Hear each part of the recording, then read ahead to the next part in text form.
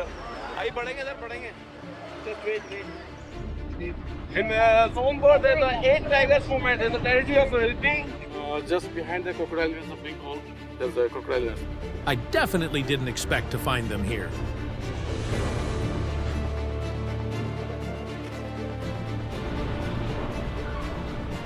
Let's find the tiger in one of India's most legendary jungles. Come with us to Ranthambore.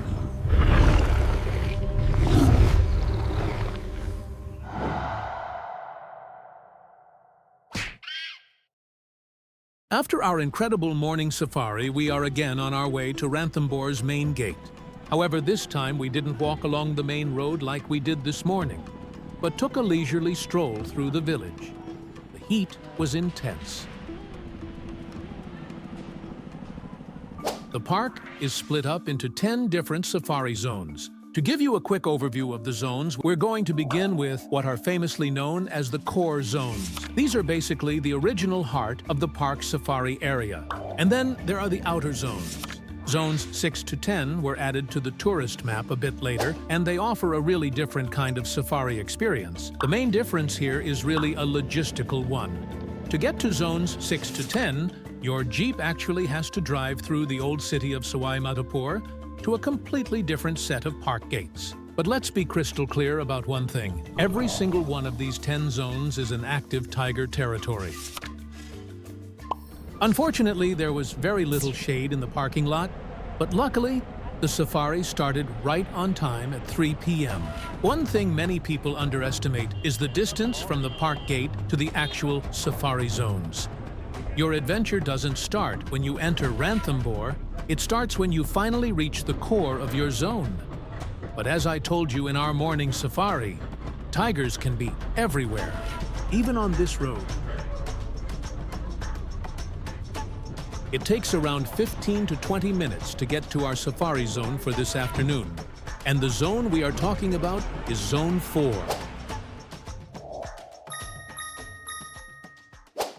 Zone 4 and Zone 5 share the same entrance. Zone 4 is known for its mix of terrain. Dry, deciduous forest, narrow tracks, and water holes create perfect conditions for tiger movement.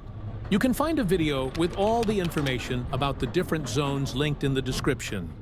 In zone 4, there's the 8 tigers movement. There's the territory of Hilti. It's the name of the tigers. And it is a tree curve. Shakti is shorter, and there's the 2 permanent male. 120 and 121. So we are trying now. I hope I'm for some good ones.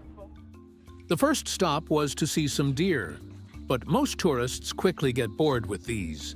We have linked a few tours in the description, so feel free to use this link because not only will you find the tours we show you here, but you will also be supporting our channel. By the way, Zone 4 is said to be one of the best zones for a morning safari. The guide told us that there is a very high morning activity here. The watering holes are one of the largest hunting grounds for tigers due to the abundance of prey and drinking water. Many animals have gathered here to endure the dry heat. In addition to deer, we also saw Indian pond herons and black-headed ibises. Another wonderful discovery was the Alexandrine parakeet, named after Alexander the Great. He brought these birds from India to Europe.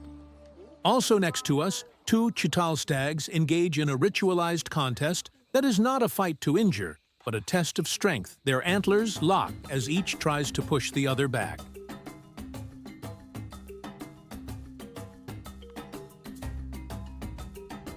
There's a male somebody, but they're shed the antlers. And it's growing a new antlers. By the way, if you like our content, please leave us a like, subscribe, and enable the notification bell. This will help our channel, and you won't miss a new video. Thank you very much. When we arrived at one of the largest lakes in Zone 4, we saw this huge Indian soft-shell turtle, one of Ranthambore's oldest survivors. Massive, motionless, almost indistinguishable from the rocks around it. What a beast! And right next to it, a crocodile was basking in the sun. These 2 animals right next to each other. Amazing sighting.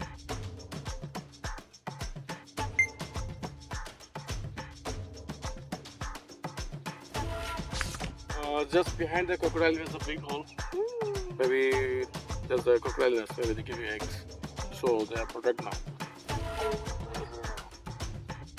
At our next stop, our guide spotted a few more birds. First, the woolly-necked stork. Its presence means the water ecosystem is still intact. And the second one is an oriental honey buzzard. It watches the flight path of bees to locate hidden colonies. Despite its name, it is closer to kites and eagles than to typical buzzards. Of course, no Ranthambore safari would be complete without Hanuman langurs. These ones are watching our canter with great interest. Next, we drove to another watering hole. We had to duck our heads here because it was getting a bit tight for the huge canter.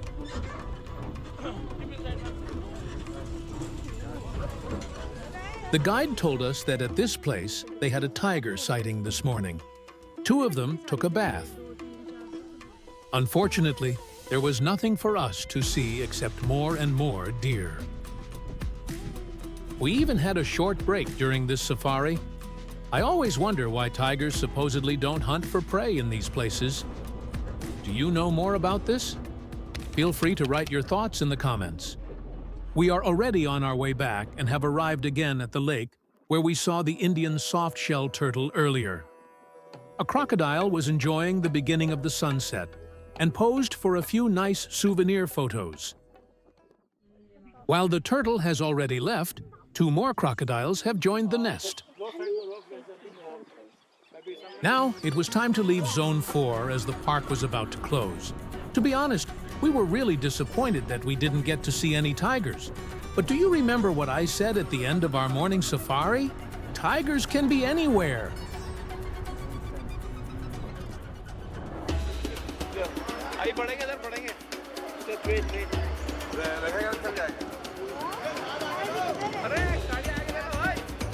The safari vehicles and all the tourists were in an uproar, and at the exit of Ranthambore word spread that a tiger had been spotted. Would we really be lucky enough to catch a glimpse at the last minute?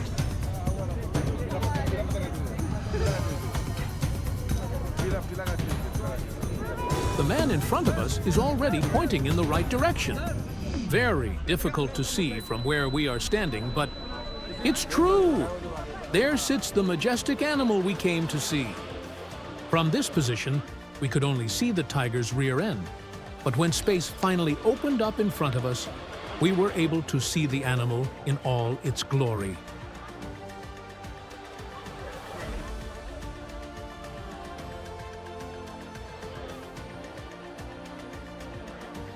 Unbelievable. We could hardly believe our luck. Just 1 minute before we had to leave the park, we spotted a tiger right in front of our camera lens. We were truly incredibly happy. After that, we briefly stopped at the resort to grab our luggage. Our schedule was tight because we now had to go to the train station to catch a train to Agra. If you don't want to miss how our India tour continues, please subscribe to our channel so you don't miss the next videos. Click here for our morning safari in Zone 3 or more interesting videos.